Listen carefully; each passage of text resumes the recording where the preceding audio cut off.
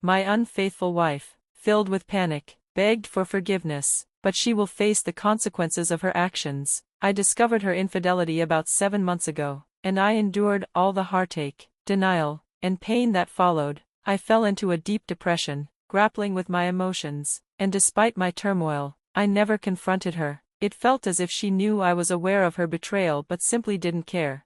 A couple of months ago, I reached my breaking point. I was done with her and the marriage. I had emotionally checked out. I started preparing for a divorce and my new life. I avoided my wife as much as possible, staying out of the house when she was around, and limiting our conversations to one-word answers. I even left the divorce lawyer's bills in plain sight, hoping she would understand that I was serious about ending our relationship. The kids noticed the shift, even they could see the tension. I had a heart-to-heart with them, explaining that sometimes adults can't stay together, and my wife was present, silently acknowledging my words. Then, just a few days ago, I ran into an old classmate, whom I'll call Monica because she reminds me of Monica Bellucci. We had always shared a spark, a chemistry that was palpable, yet we never acted on it. After years apart, when we finally reconnected, the energy between us was stronger than ever, and it felt effortless to communicate. She asked me out, and I explained my situation with my wife, making it clear that I wanted to be officially separated before dating. Monica respected my boundaries and gave me her number, eager to reconnect once I sorted things out.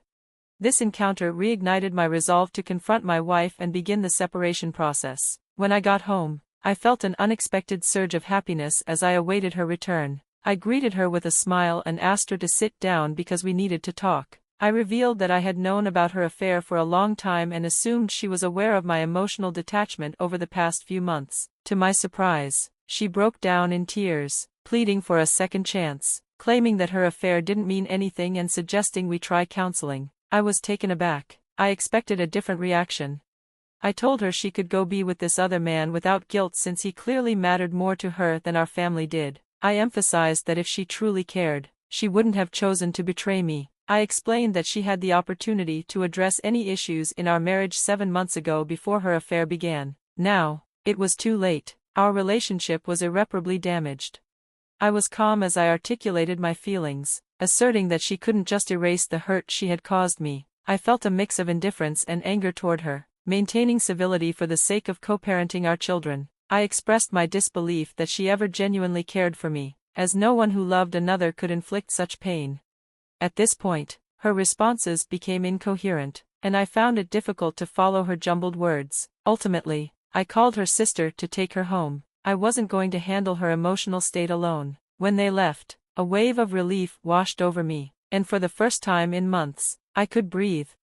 I don't know what I'm supposed to make of this. She must have anticipated this outcome. She couldn't have thought her actions would lead anywhere but to divorce. She's beautiful and intelligent, and our marriage was solid until her affair began. I've accepted that life changes, and I've moved on. Now, she pretends to want to maintain our family. What is her motivation for this drama? Does she genuinely expect us to reconcile after everything? It feels like some kind of manipulation, but I can't figure out the reason behind it.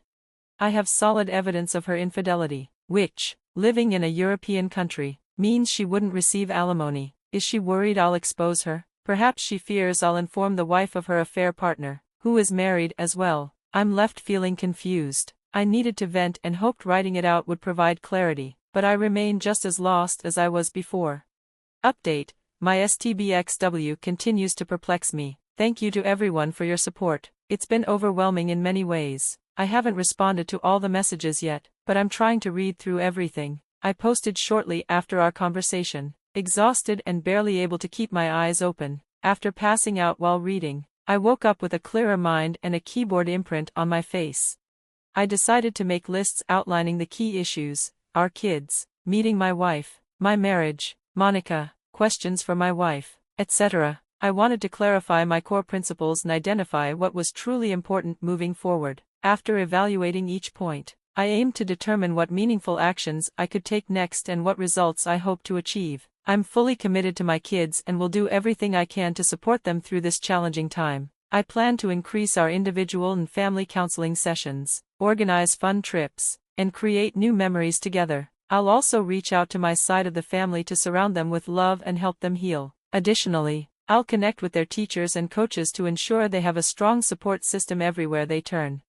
I recently got an STI test and have arranged for DNA testing for the kids. The thought that they might not be mine is unsettling, but I need to know for their sake. If they aren't biologically mine, they might need to be aware of any medical history that could affect them. I also worry about their potential desire to reach out to their biological father in the future. I want to be proactive in addressing these issues. I'll be on edge until I get confirmation, one way or another.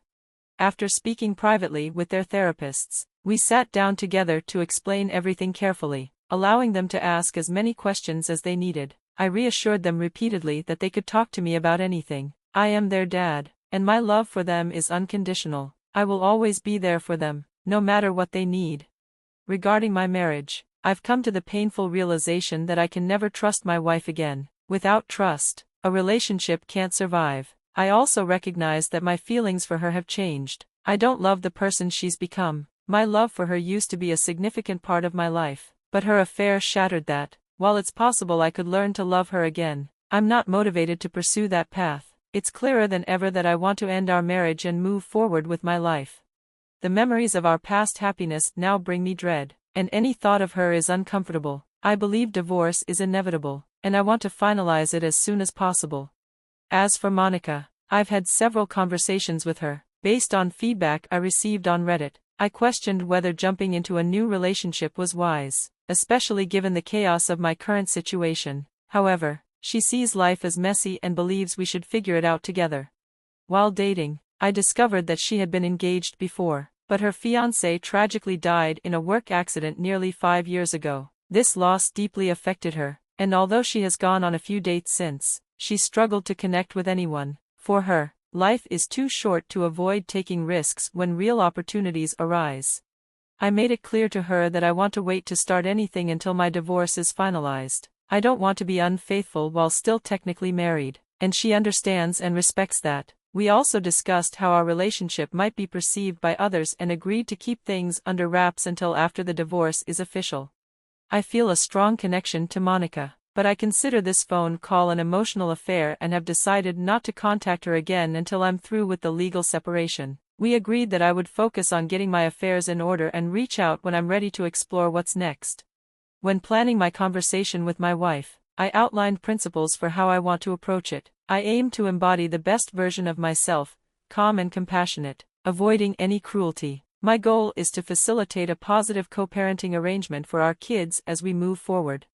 I've prepared a list of questions to better understand her thoughts behind the affair and what she envisions for our future. I'm committed to being honest and not giving her false hope about reconciliation just to gain any advantage in the divorce. I want to ensure fairness in dividing our assets and aim for a 50-50 custody arrangement. Despite her actions, I refuse to let her dictate my integrity. I will hold myself accountable for my actions today and in the years to come. While I harbor feelings of anger toward her for what she did to our family, I also cherish the memories of our happier times and our children. I need to find a way to let go of my resentment to move on. Up until her infidelity, I believed we had a strong marriage. We shared intimacy daily, enjoyed quality time together, and rarely argued. We made sacrifices for each other willingly, and I was open with her until I discovered her betrayal. It seemed she was also open with me, but her actions have shown that was not the case. On Saturday, I visited her. Her sister had warned me that she was struggling, and she was right. My soon-to-be ex-wife looked unrecognizable, bloodshot eyes, a swollen face, and disheveled hair. She appeared to have lost weight, almost imploding in on herself. I could tell she hadn't slept or eaten much that week. As we sat down, she trembled, while I felt an unexpected sense of calm. I recognized her pain, but not as a loving spouse would. It felt more like sympathy for an actress in a dramatic scene. This realization confirmed that my love for her has faded.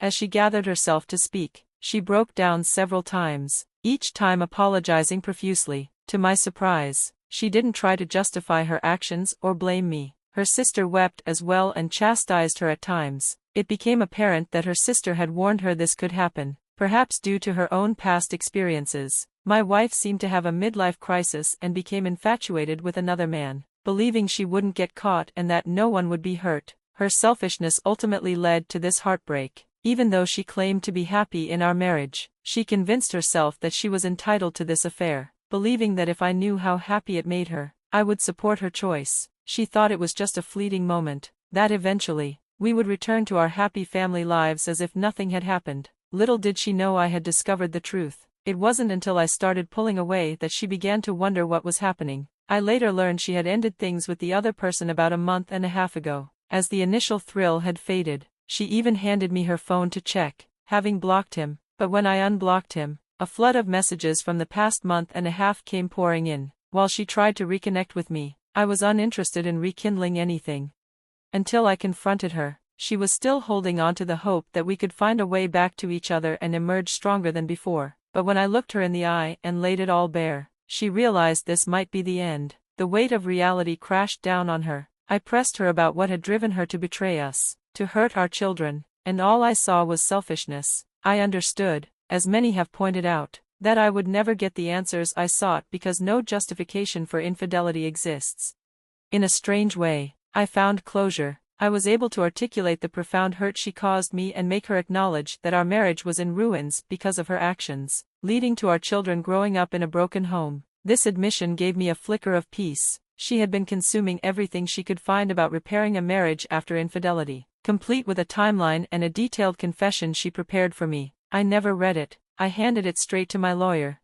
She begged for a second chance, promising she would do anything to make it right, but I couldn't trust her. I didn't believe a word she said. She asked what she could do to fix things, and I reminded her that she was the one who broke it. If she had no idea how to mend it, how could I offer her solutions? I flipped the question back to her. If she were in my position, how would she respond? After some back and forth, she conceded that if the roles were reversed, she likely wouldn't forgive me either. I told her about my STI test and that I planned to get DNA tests for our children. Her breakdown was immediate and severe when she heard that. She swore this was her first and only betrayal. Yet, as we continued to talk, she admitted I had every reason to doubt her. I asked if the other man's wife was aware, and she didn't know, but she agreed that she deserved to be told. When I asked if she would inform her, or if I should, she wondered if doing so might lead to a chance at reconciliation or therapy. I flatly told her no, but I added it might help her regain a modicum of respect in my eyes. She promised to tell the other man's wife and everyone else involved, even going to HR to confess everything. I reiterated my skepticism, but she insisted she would never be with anyone else and would spend her life trying to win me back. I didn't voice my disbelief. It felt pointless. She proposed a one-sided open marriage, offering me unrestricted access to her communications and constant availability. I explained that I had already spoken to someone else and was waiting because I didn't want to cheat. I didn't want an open relationship. It would only hurt her, and I refused to hurt others as she had hurt me. I wasn't interested in being her jailer, constantly checking up on her. That's not a foundation for a healthy relationship. I needed more than physical intimacy. Sex for the sake of it held no value for me. If I needed that, I could manage it on my own. After 5 exhausting hours, we were both drained. My wife had spent most of that time crying, and it was clear we weren't making any progress. I told her that the love I once had for her was gone. I didn't recognize the person she had become. Our family had been shattered by her choices, and I was determined to proceed with the divorce. She couldn't undo the damage done. The only way to avoid this outcome would have been not to start the affair in the first place. I didn't want our marriage back, nor did I want her back. I simply wanted to stop the pain. I suggested we take some time apart to gain distance and clarity. I told her I had already filed for divorce and that my decision was final. I was open to family therapy for co-parenting, but beyond that, I didn't want to see her. This was excruciating to say. She sobbed, pleading with me not to do this. As I stood to leave, she suddenly got a massive nosebleed and reached for me, but then she collapsed. I managed to catch her before she hit the ground and rushed her and her sister to the ER, staying until I knew she was stable. In the days that followed, my soon-to-be ex-wife began telling everyone about her affair. This morning, the other man's wife called to confirm what my wife had disclosed. I sent her copies of some evidence I had. I just learned she kicked him out and wants to meet to discuss more details. She had suspected for a while but lacked solid proof. I suggested we sit down for dinner tomorrow. She needed to talk. I wasn't sure I could handle it just yet, but I said I'd consider it. I freely admit I'm feeling like a wreck. I haven't slept well, and my resolve is starting to crack. I know I must stay strong, but the guilt is overwhelming. Why do I feel responsible for trying to fix this? We might deceive ourselves temporarily, but I know deep down it won't last. Some of her friends and relatives have called, angry with me for not giving her another chance. I can't help but wonder why I should prolong the pain. It's better to end this now so we can begin to heal and rebuild our lives. So, that's where I am, no grand resolution, no revenge, no peace, and no happy ending, just more pain for all of us. My mind is in a dark place, and I'm uncertain about what to do next.